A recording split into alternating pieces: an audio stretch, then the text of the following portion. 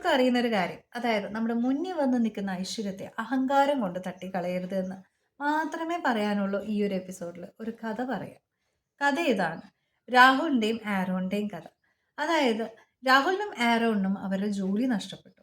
ഈ ഒരു അവസരത്തിൽ അവരുടെ സുഹൃത്ത് വന്ന് അവർക്ക് ഒരു ബിസിനസ് ഓഫർ കൊടുക്കുകയാണ്. എൻ്റെ ബിസിനസ്സിൽ പാർട്ട്ണർഷിപ്പായിട്ട് ജോയിൻ ചെയ്യും. രണ്ടുപേരും അല്പം ആലോചിച്ചിട്ട് പറഞ്ഞു, ഇതല്ല ഞങ്ങൾക്കുള്ള ഒരു അവസരം. ദൈവം ഇതിലും നല്ലൊരു അവസരം ഞങ്ങൾക്ക് തരും. അല്പകാലം കൂടി കാത്തിരിക്കാന്ന് പറഞ്ഞിട്ട് അവർ ആ ഒരു ഓപ്പർച്യൂണിറ്റി തട്ടിക്കളഞ്ഞു. പിന്നീട് അല്പനാൾ കഴിഞ്ഞ് അവരുടെ അയൽക്കാരൻ വന്ന് പറയുകയാണ്, എൻ്റെ ബാങ്കിൽ നല്ലൊരു വേക്കൻസി വന്നിട്ടുണ്ട്. നിങ്ങൾക്ക് താല്പര്യം ഉണ്ടെങ്കിൽ ഒന്ന് അപ്ലൈ ചെയ്യും. രണ്ടുപേർ അപ്ലൈ ചെയ്യുമ്പോൾ അതിൽ ഒരാൾക്കെങ്കിലും ജോലി കിട്ടുമല്ലോ എന്ന് പറഞ്ഞപ്പോൾ ഉടൻ തന്നെ രാഹുൽ പറഞ്ഞു, ഇല്ല, ഞാൻ ഇത്രയൊക്കെ പഠിച്ചതല്ലേ, ഈ ഒരു പോസ്റ്റിന് വേണ്ടിയല്ല ഞാൻ ഇത്രയും കാലം കഷ്ടപ്പെട്ട് പഠിച്ചത്. അതുകൊണ്ട് ഞാൻ അല്പകാലം കൂടി വെയിറ്റ് ചെയ്യാമെന്ന് പറഞ്ഞ് രാഹുൽ ആ അവസരം തട്ടിക്കളഞ്ഞു. എന്നാൽ ആരോൺ ആകട്ടെ ആ ഒരു ജോലിക്ക് അപ്ലൈ ചെയ്യുകയും ആരോൺ ആ ജോലി കിട്ടുകയും ആരോണിന്റെ ലൈഫ് സെറ്റിൽ ആവുകയും ചെയ്തു. എന്നാൽ രാഹുൽ കാത്തിരിപ്പ് തുടങ്ങി മാസങ്ങൾ കഴിഞ്ഞു. ഒരു ദിവസം രാഹുലിന്റെ സഹോദരൻ തന്നെ വന്ന് പറയാണ്, ചേട്ടൻ കുറേ നാളായില്ല ഇങ്ങനെ വീട്ടിലിരിക്കാൻ തുടങ്ങിയിട്ട്. ഒരു കാര്യം ചെയ്യേ, ചേട്ടന് ഞാനൊരു ലോൺ എടുത്തു തരാം.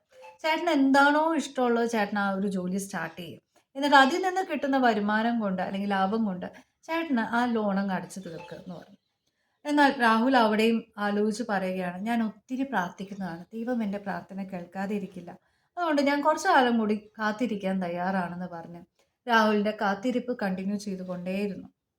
അങ്ങനെ കാത്തിരുന്ന് ഒരു ദിവസം രാഹുലിന് ഹാർട്ട് അറ്റാക്ക് വരികയും രാഹുൽ മരിച്ചു.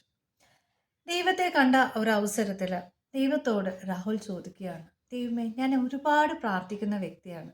നിന്നോട് എത്രയോ പ്രാവശ്യം ഞാൻ കരഞ്ഞ് പ്രാർത്ഥിച്ചിട്ടുണ്ട്, എനിക്കൊരു നല്ല ജോലി തരണമേ എന്ന്. ദൈവം ഉടനടി അവനോട് മറുപടി പറയുകയാണ്, എത്രയോ തവണ ഞാൻ നിന്റെ വാതിൽ വന്ന് മുട്ടി. ഞാൻ നിന്റെ സുഹൃത്തായും നിന്റെ അയൽക്കാരനായും നിന്റെ സ്വന്തം സഹോദരന്റെ രൂപത്തിൽ പോലും വന്നിട്ട് നിനക്ക് എന്നെ തിരിച്ചറിയാൻ സാധിച്ചില്ലല്ലോ. അങ്ങനെ നിന്റെ വാതിൽ എന്നേക്കുമായി ഞാൻ അടച്ചു കളഞ്ഞതാണ്.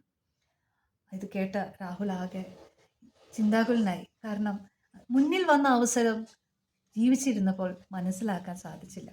ഇപ്പോൾ പറഞ്ഞിട്ട് എന്താ കാര്യം? എന്നേക്കുമായി വാതിൽ അടഞ്ഞു പോവുകയാണ് ചെയ്തത്. നമ്മുടെയൊക്കെ ജീവിതത്തിൽ ഇങ്ങനെയാണ്.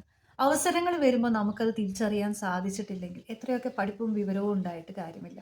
നമുക്ക് അനുഗ്രഹങ്ങളെ തിരിച്ചറിയാനുള്ള ആ ജ്ഞാനത്തിന് വേണ്ടി എത്രയൊക്കെ പ്രാർത്ഥിച്ചിട്ടും നമ്മുടെ മുന്നിൽ ദൈവം തരുന്ന ചെറിയ അനുഗ്രഹങ്ങളാകട്ടെ വലിയ അനുഗ്രഹങ്ങളാകട്ടെ അത് തിരിച്ചറിയാൻ നമുക്ക് സാധിച്ചില്ലെങ്കിൽ പ്രാർത്ഥിക്കുന്ന ഒരു വ്യക്തിയാന്ന് പറഞ്ഞിട്ട് എന്ത് കാര്യം? എന്നാൽ മറ്റൊരു കാര്യം കൂടി ഓർമ്മപ്പെടുത്തുന്നു. ഉള്ളവനിൽ നിന്നെടുത്ത് അത് ഇല്ലാത്തവനും കൂടി, അതായത് ഏറ്റവും ആവശ്യമുള്ളവന് കൊടുക്കാൻ കഴിവുള്ളവനാണ് ദൈവം എന്നും കൂടി ഓർക്കുക.